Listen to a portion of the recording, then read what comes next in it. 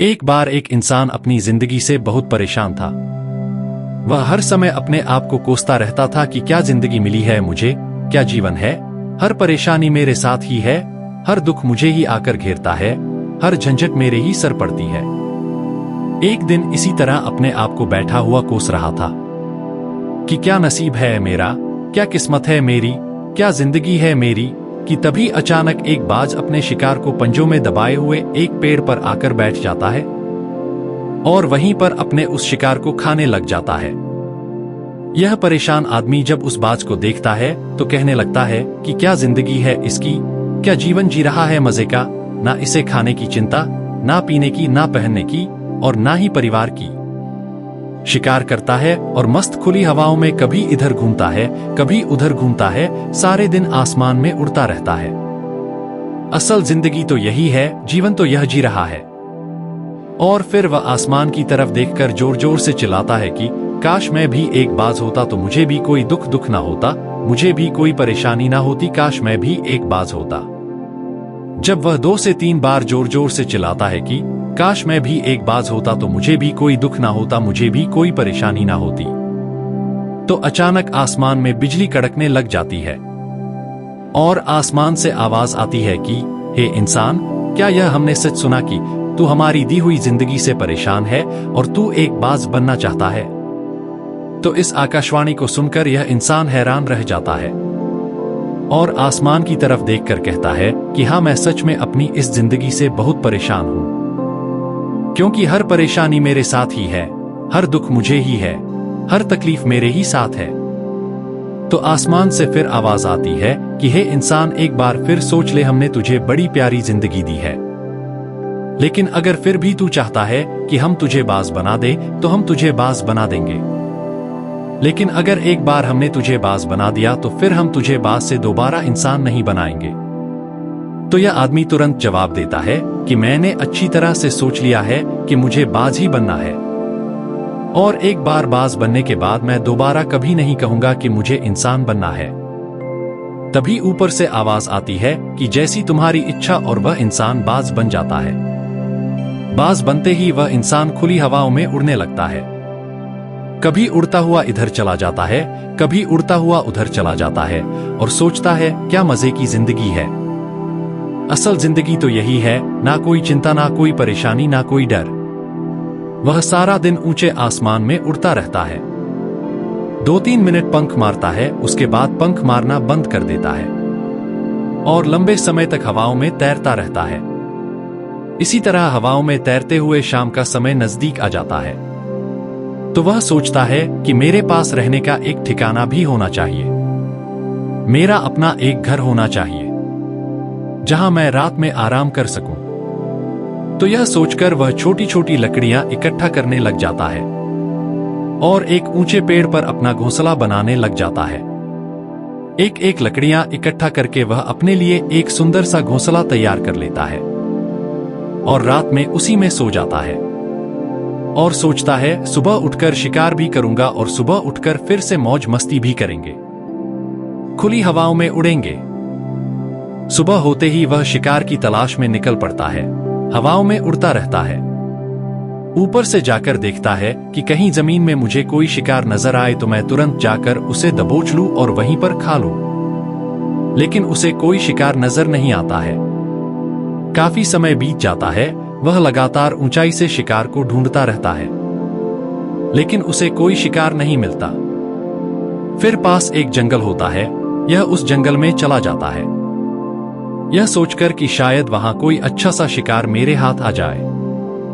यह जंगल के ऊपर उड़कर शिकार को ढूंढता रहता है, जंगल के अंदर जाकर भी शिकार को ढूंढता है, लेकिन इसे वहां भी कोई शिकार नहीं मिलता। शाम का समय नजदीक आ जाता है तो मायूस होकर वापस अपने घोंसले की तरफ लौट रहा होता है कि रास्ते पर थककर एक पेड़ के ऊपर बैठ जाता है। जब यह उस पेड़ के ऊपर बैठा होता है तो उसकी नजर एक बीमार चिड़िया पर पड़ती है। यह तुरंत जाकर उसे दबोच लेता है, उसके पंख निकालकर अलग कर देता है और उसे खा जाता है। उस चिड़िया को खाने के बाद वह अपने घोंसले की तरफ उड़ जाता है और रास्ते में सोचता है कि चलो बीमार चिड़िया ही सही, लेकिन कुछ तो खाने को मिला। वह अपने घोंसले पर पहुंचकर आराम करने लगता है और सोचता है, सुबह एक अच्छा सा शिकार पकड़ूं और अपनी भूख मिटा लूंगा। जैसे ही सुबह का प्रकाश होता है, वह निकल पड़ता है अपने शिकार की तलाश में। हवा में उड़ता रहता है, लेकिन आज फिर कोई शिकार इसके हाथ नहीं आता। काफी समय बीत जाता है। यह ऊंचाइयों पर जाकर अपनी तेज नजरों से शिकार को ढूंढने की पूरी कोशिश करता है, लेकिन इसे कोई भी शिकार नजर नहीं आता। फिर यह पास के उस जंगल की तरफ चला जाता है, लेकिन इसे वहां भी कोई शिकार नहीं मिलता। इसी प्रकार पूरे दिन उड़ते उड़ते शाम का समय नजदीक आ जाता है, तो वह निराश होकर वापस लौटने लगता है और रास्ते में एक पेड़ पर आकर बैठ जाता है।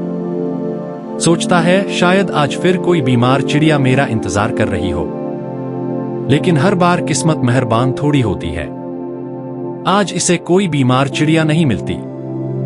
यह थक हार कर वापस अपने घोंसले की तरफ चल पड़ता है और घोंसले पर पहुंचकर भूखा प्यासा ही सो जाता है और सोचता है कल सुबह एक बड़ा सा शिकार पकड़ूंगा और आज की भूख भी मिटा लूंगा। रात को अपने घोंसले में सोया होता है, गहरी नींद में होता है कि तभी एक भयानक तूफान आता है। इस तूफान की हवा इतनी तेज होती है कि इसके घोंसले को उड़ाकर उसे कहीं दूर दूसरी जगह फेंक देती है। तो वह जहां पर गिरता है वहां नीचे एक नोकदार लकड़ी पड़ी होती है, जो इसके पंजे में गड़ जाती है और इसे बुरी तरह घायल कर देती है। तूफान के रुकने के बाद बारिश शुरू हो जाती है। तेज बारिश होती रहती है, पर यह किसी तरह से पेड़ों के नीचे छुपकर बैठा रहता है। बड़ी मुश्किल से इसकी रात कटती है। जब सुबह होती है तो बारिश रुक जाती है। बारिश के रुकते ही चारों तरफ खुशियां छा जाती हैं। चारों तरफ हरियाली छा जाती है। नदियां और झरने तेजी से बहने लगते हैं। सब कुछ फिर पहले के जैसा हो जाता है, लेकिन वह बाज अब पहले के जैसा रहा। इसका पांव बुरी तरह घायल हो चुका है। इसके पंजे में जो लकड़ी लगी थी उसकी वजह से इसका पंजा बुरी तरह छितर बितर हो गया है। और मैं आपको बता दूं कि बाज का जो पंजा होता है वह उसके शिकार को पकड़ने के लिए सबसे जरूरी होता है, क्योंकि बाज अपने पंजों से ही अपने शिकार को पकड़ता है, दबोचता है और फिर अपनी चोंच के माध्यम से नोच नोच कर खाता है। लेकिन अब इस बाज का पंजा बुरी तरह से घायल हो चुका था और वह पिछले 2 दिनों से भूखा भी था। यह शिकार की खोज में थोड़ा सा उड़ता है, सोचता शायद फिर कहीं कोई बीमार चिड़िया इसे मिल जाए, लेकिन कहाँ बार बार कोई बीमार चिड़िया मिलने वाली थी। वह कुछ देर तक उड़ता है, लेकिन फिर भूख और दर्द के मारे थक कर एक पेड़ पर आकर बैठ जाता है। वह पेड़ पर आकर बैठ तो जाता है, लेकिन उसे पता नहीं था कि यहाँ एक और मुसीबत उसका इंतजार कर रही है। और वह मुसीबत यह थी कि 8-10 कौओं का एक झुंड मिलकर इसे परेशान करने लग जाते हैं। इसके ऊपर आकर इसके घाव में चोंच मारने लग जाते हैं। उन्हें भी पता चल जाता है कि यह बाज घायल है और भूख की वजह से कमजोर भी है। यह बाज उनसे बचने के लिए थोड़ा सा उड़ता है और फिर जाकर बैठ जाता है। उनसे पीछा छुड़ाने का प्रयास करता है, लेकिन वह फिर इसके पीछे आ जाते हैं। तो यह फिर उड़कर थोड़ी दूर चला जाता है, लेकिन वह इसका पीछा नहीं छोड़ते और बार बार इसके पास आकर इसे परेशान करते हैं। कौवे अक्सर बाज के साथ ऐसा करते हैं, लेकिन फिर बाज भी उनके साथ एक खेल खेलता है। जब कौओं का झुंड बाज को परेशान करता है और उसका पीछा नहीं छोड़ता तो बाज हवा में सीधी उड़ान भरने लग जाता है। वह तेजी से सीधा ऊपर की ओर उड़ने लग जाता है। कौवे भी उसके पीछे उड़ते हैं, लेकिन कुछ देर तक उड़ने के बाद कौवे ऐसी ऊंचाई पर पहुंच जाते हैं जहां पर उन्हें ठीक से ऑक्सीजन मिलनी बंद हो जाती है। उनका दम घुटने लग जाता है, उनकी सांस रुकने लग जाती है, तो फिर वह वहां से ऊपर नहीं जा पाते, क्योंकि बाज तो बादलों से भी ऊपर उड़ सकता है। इसीलिए वह तो ऊपर चला जाता है, लेकिन कौवे वहां से ऊपर नहीं जा पाते और वो नीचे आने लगते हैं। तो इस तरीके से बाज उनसे अपना पीछा छुड़ा लेता है। लेकिन ऐसा करने के लिए, इतनी ऊंची उड़ान भरने के लिए इस बाज के पास उतनी ताकत नहीं है, क्योंकि यह भूखा भी था और घायल भी था। तो यह उड़ता और थोड़ी सी दूर जाकर बैठ जाता और कौवे फिर आकर इसे परेशान करने लग जाते। इसी तरह भूख और घायल हालत में एक दिन गुजर जाता है।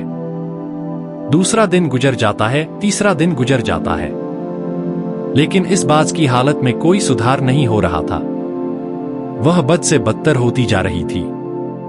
चौथे दिन जब यह बिल्कुल खत्म होने पर आ जाता है, इसके अंदर बिल्कुल ताकत नहीं बचती और इसका शरीर इसका साथ छोड़ने लगता है, तो यह किसी तरीके से उड़कर पास ही इंसानों की एक हॉस्पिटल होती है, उसकी छत पर आकर बैठ जाता है और वहां से आने जाने वाले मरीजों को देखता है और अपने आप से कहता है कि काश आज मैं एक इंसान होता तो ऐसे छोटे मोटे जख्मों का हॉस्पिटल से इलाज करवा लेता या किसी को बता देता कि मैं भूखा हूं, परेशान हूं, मेरे साथ यह परेशानी है।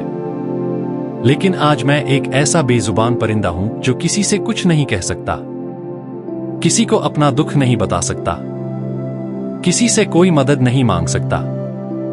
यही बात सोचकर वह उसी छत पे अपना दम तोड़ देता है। वह अपनी जान की कुर्बानी तो दे जाता है, लेकिन साथ ही साथ हमें यह सीख भी दे जाता है कि आपको जैसा बनाया गया है, आप जैसे भी हो उसी में खुश रहो और उसी में बेहतर करने की कोशिश करते रहो, ना कि इस बात से परेशान रहो कि काश में ऐसा होता, काश में वैसा होता, काश में यह बन जाऊं। आपको जैसा भी बनाया गया है, आप उसी में अपना सर्वश्रेष्ठ करने का प्रयास करते रहो। दोस्तों, यह कहानी तो काल्पनिक है, लेकिन हमें जीवन का एक बहुत ही महत्वपूर्ण नियम सिखा कर जाती है कि हम जैसे भी हैं अच्छे हैं, बस हमें उसी में अपना सर्वश्रेष्ठ करने का प्रयास करते रहना चाहिए। दोस्तों, कहानी अच्छी लगी हो तो वीडियो को लाइक करें और अपने एक दोस्त के साथ शेयर अवश्य करें। अंत तक बने रहने के लिए आपका बहुत बहुत धन्यवाद।